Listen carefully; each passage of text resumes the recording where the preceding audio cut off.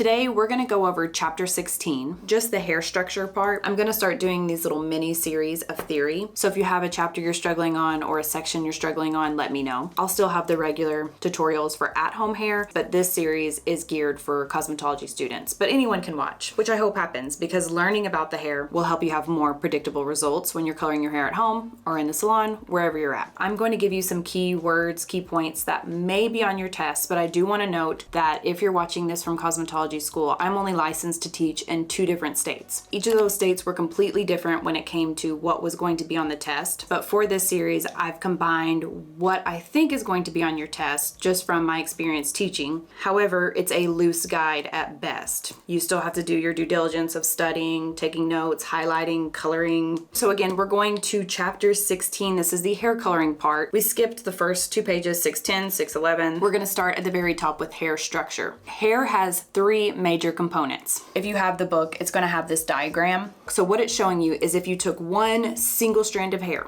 one piece of hair blown up, each hair strand has 3 major parts. You have your cuticle, your cortex, and your medulla. Your cuticle, that is the outermost layer. It's the protective layer. It looks like shingles on a roof, fish scales, how it overlaps. This layer, the outer layer, gives hair 20% of its actual strength. To remember this, you can think of clear nail polish. You've painted your nails, and to make them stay, you're gonna put a nice clear coat over it. Your clear coat is the cuticle, and you can see through the cuticle. So it's just like clear nail polish. So when you damage this layer, too much heat, too much color, perming, relaxing, you rough it up, hair colors tend to fade a lot faster. Just like if you had nail polish on and didn't put the shellac or clear coat over it. It's gonna fade, it's gonna chip, it's not gonna last as long. Your non-oxidative dye molecules, they live here. They sit on the outside.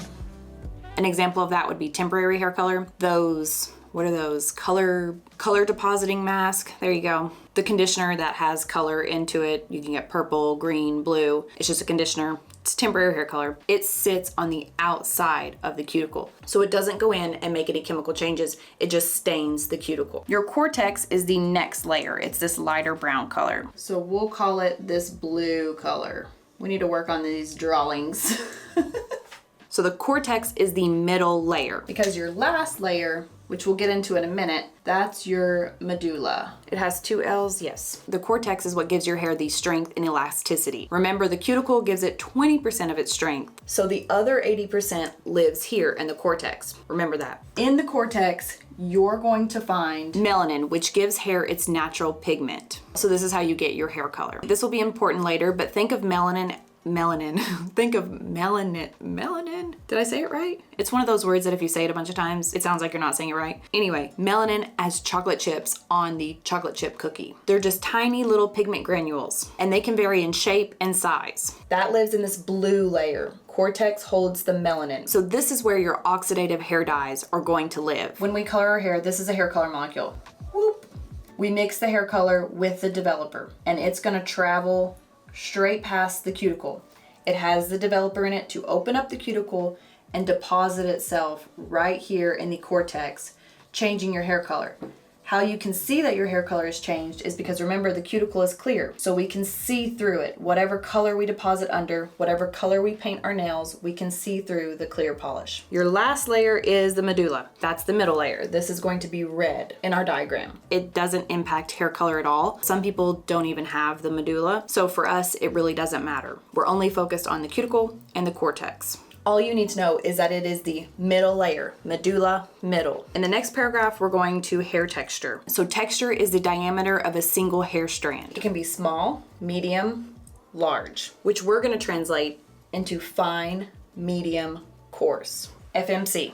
So fine is the smallest diameter. Think of fine hair as a piece of thread when you're sewing. Very small. So when you're looking at this under a microscope, fine is the smallest. Medium has an average diameter, and coarse is the largest diameter. So if fine is a piece of thread, coarse would be a piece of yarn. Fine hair contains melanin that is tightly packed together. Remember we said melanin is like chips on a chocolate chip cookie? Fine hair has a lot of chocolate chip cookies packed in there together. Cookies on a cookie, it's chocolate chips. Chocolate chips tightly packed. What this means for us is that it's going to process hair color a lot quicker than coarse hair. It also tends to look a lot darker. So if you're coloring the hair and you put a level 5 on fine hair, you may want to use a level 4 because it will ideally look like a level 5 because the color compacts so tightly. Medium hair, medium amount of melanin, medium amount of chocolate chips. This reacts to hair color as expected, so you don't need to change the formula, go up or down a level. Coarse hair has loosely grouped melanin. Because of that, it takes longer to process. It requires high temperatures when styling. Most of the time it can be frizzy or kind of dry to the touch. It's also important to note that different areas of your head can have different textures. You can have fine hair up here, coarse hair in the back, or switched. If you're with me on the book, on 612 on the bottom, there's this purple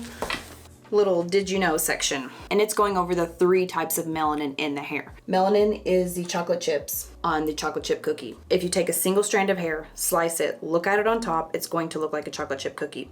This book doesn't have a diagram. One of the older books had a really nice diagram of that. Remember, fine hair has a lot of chocolate chips, medium amount, and coarse.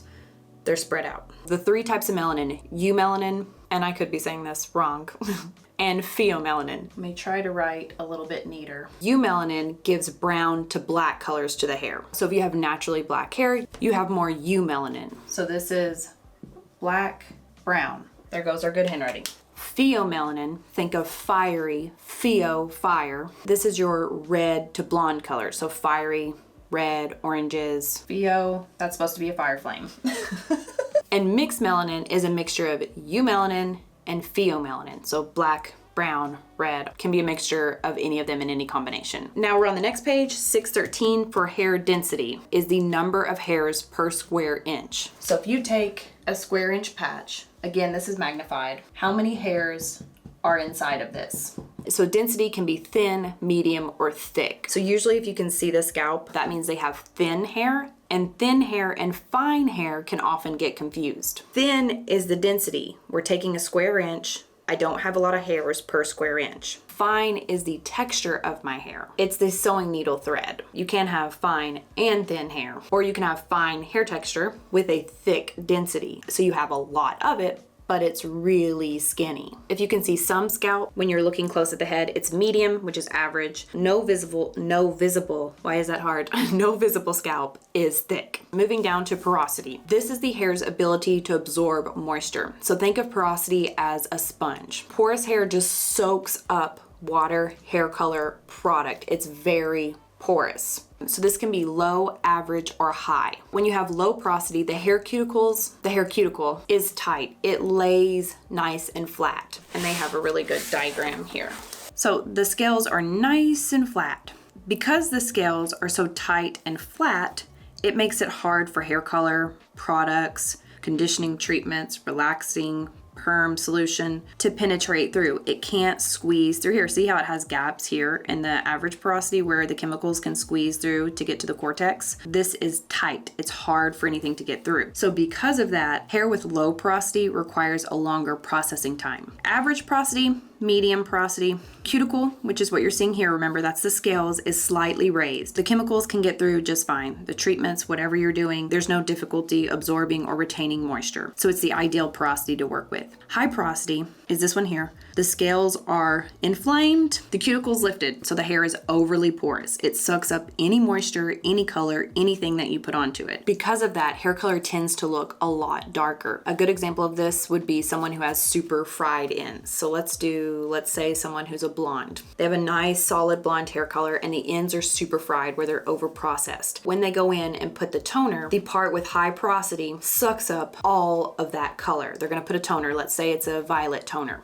When they rinse it out, the top is nicely toned, looks amazing, and the bottom will be purple because it's grabbing all of that color and making it look darker. So people who have high porosity, it can be hard to work with when you're formulating. Oftentimes high porosity again is found at the end, so you have to have 2 different formulations or 2 different processing times. And extremely porous hair rejects a lot of warmth and it processes extremely fast. So it's gonna be faster and it's gonna look darker. For the most part, you can visually see if someone has high porosity. It's hard to hide that, but you can also do a float test, which is fun to do on yourself. And if you have a group of friends who have different hair textures, you can take a clear cup or clear glass, fill it with water and take a single strand of hair, put it inside the water and wait 2 minutes. If it floats on top, that means you have low porosity. If it kind of hovers in the middle, that means your hair is average normal. And if it sinks, and usually it'll be quickly because it's absorbing all that moisture, makes it heavier, it's high porosity. Very porous, very sponge-like. So we're gonna wrap it up here because the next page, 614, is hair levels and tones. I've made a couple videos on this, but I am going to remake them that are more geared towards this book, because for this series, I am gonna keep it very strictly for this book. If you have any questions, comments, please let me know. In the description box, there's always key points to this video. So if you prefer to read something in text, it will be there.